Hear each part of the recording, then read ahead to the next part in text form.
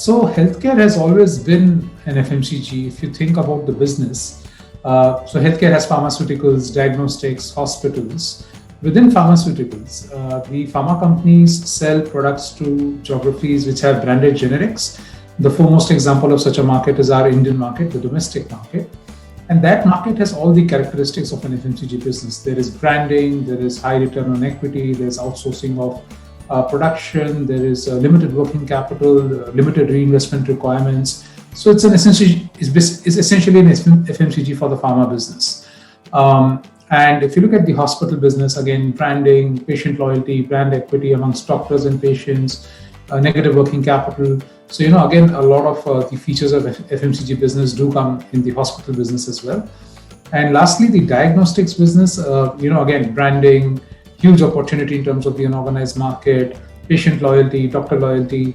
So yes, there are several parts of the healthcare business which are essentially FMCG in nature. Yeah, there are a couple of parts of the business like API manufacturing, key material manufacturing, exports to unbranded geographies like US, Western Europe. These are businesses which essentially are not FMCG. So, when you pick stocks, when you pick business models, depending on which part of the business you want to bet on, one has to be very clear on which part of the business you're buying.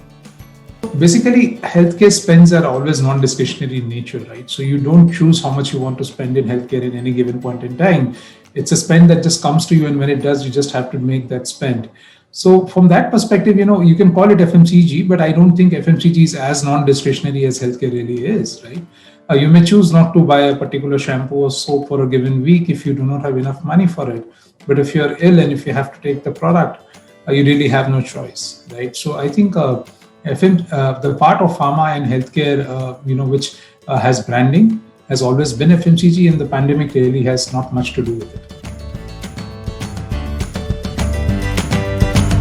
Indian investor should always first look to invest in the Indian healthcare space, because I think India as a geography has a global competitive advantage when it comes to pharmaceuticals. We are the cheapest quality manufacturers of the finished formulation product, and we export to the entire globe, including countries like US, China, Russia, Brazil, Europe, the entire European continent. For an average investor, it always makes sense to invest in a sector where there is global competitiveness, and therefore there is no significant risk of delta in policy making in this sector. And it's not vulnerable to any radical policy changes or bans or anything like that. The investor has to be invested in the Indian pharma space and the healthcare space. Regards to the foreign exposure, so an average Indian investor may want to take exposure to foreign healthcare as well, because they do something that Indian companies mostly do not do, which is investing in invention, innovation, and creating new solutions for newer problems. But that comes secondary to my mind. To my mind, an average Indian investor needs to be invested in the Indian healthcare ecosystem first, and if appetite and enough allocation possible to the healthcare system outside the Indian ecosystem, then that should also be looked at. So look, another perspective of looking at this is that historically India has been a market where there have been two ends of the market. One end is the rich people who have gotten richer over the period of few decades, and then there have been this poor class who have gotten poorer over a period of decades. And any market for the pharma or healthcare, you look at, they are largely catering to this first, this bucket, the people who were rich earlier and have now gotten richer. So the middle and upper middle class and the uber rich class basically put together. And the poorer class have not really been the target audience for pharma or healthcare at all, historically speaking. Now what we have seen is this government insurance, which has been given to 10 crore families, which is about 40-45 crore individuals in India. What that will do is it will solve the problem of affordability for these individuals. So the insurance takes care of affordability. And then in the recent budget, when the Honorable FM spoke about 64,000 crores of budget for creating healthcare infrastructure across the country in over 6 years, that will solve the problem of access. So there are only two things you need. You need accessibility and affordability to be able to get the solution. And I think both these ends have been taken care of when you look at these two measures taken by the Indian government. So I remain extremely optimistic on the ability of the Indian market to surprise on the positive side in terms of growth and penetration. My association with healthcare actually was completely serendipitous. My grandfather was a police inspector in Kolkata, and he somehow had a group of friends, or he had some relatives who were invested in the stock market. Calcutta Stock Exchange back in the 1980s was quite large, and they sort of suggested to him that you invest in a few stocks, at least invest in a few IPOs. And without knowing much, I think my grandfather just ended up investing in a couple of IPOs like DVs and Ranbaxy. And when I entered college, when I entered my CFA days, that's when my grandfather said that, look, I don't know what I did back in 20 years back. I have these stocks and this stock certificates, those are physical certificates with me. So why don't you sort of, now that you're studying this field and you're entering into the studying this field, why don't you try and comprehend what I have done? And if it's good for us to maintain this, or should we change this and sell it, and whatever should we do? Now, amongst the various companies that we invested in, most of them went bust, but the two companies which survived were Ranbaxy and DVs.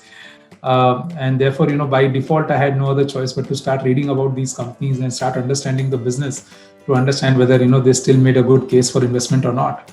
And that's when I started reading a lot about the pharma sector. I started reading a lot of annual reports of Ranbaxy and DVs, which were full of information about the sector and also some of their competitors. Again, they had a lot of things to share on the sector itself. So that's where my journey with healthcare really began, if you ask me. And from there, when I went to B School, the first company to come on campus for recruiting summer internships was Glenmark. And they came and they asked me if I knew anything about the pharma business, and I was fortunate enough to say yes, I do. And I gave them this reason as to how I learned about the pharma sector. And that's how I joined Glenmark. And then the rest is, as they say, I mean, it was just one job to the other, and everywhere that knowledge that I started with, because of such a reason, it has been extremely serendipitous, if you ask me. First, the professional lessons from COVID are as follows. I think what I learned is the market is like, the economy is like the man, and the market is more akin to a dog. The man is walking the dog, so you have a reasonable understanding of where the economy can head to in the next 1 year, 2 year, 3 years. And the markets will, end of the day, end up reaching where the economy reaches. But in between, there would be disparities. There would be cases where the market is going one way and the economic is going the other, and that causes a lot of disturbance. That causes a lot of volatility, which investors fail to comprehend. But my learning from that has been, we should not learn to comprehend what the dog is doing. We should learn to comprehend what the man is doing. So we should focus far more on the businesses we are betting into, the economy that we are in, and understand that picture far better, and let the market do its own bit. End of the day, it will align itself with what the economy does. And if you know where the companies that you are betting on are headed, you stand a good chance of being successful in this field. So that's been the most important professional lesson from me in 2020, given the volatility that we have seen in the market, and how the businesses have changed over this period of time. The personal lesson for me in 2020 has been, that family, time with family is important. Time with family is precious, and 2020 gave us the opportunity as a family to bond better. It's interestingly, I mean, if you look at my hobbies since I was a young kid, and since I had a lot of spare time, I used to spend a lot of time in singing and music. I've always been very interested in how music and singing can move you, your mind, your soul. So if I were to take a very wild guess, if I were not associated with the financial markets as a fund manager, I'd probably be a singer. I may not be a very good one, but nonetheless, I would have been giving it my best shot, and I definitely would have been singing or creating music had I not done this profession.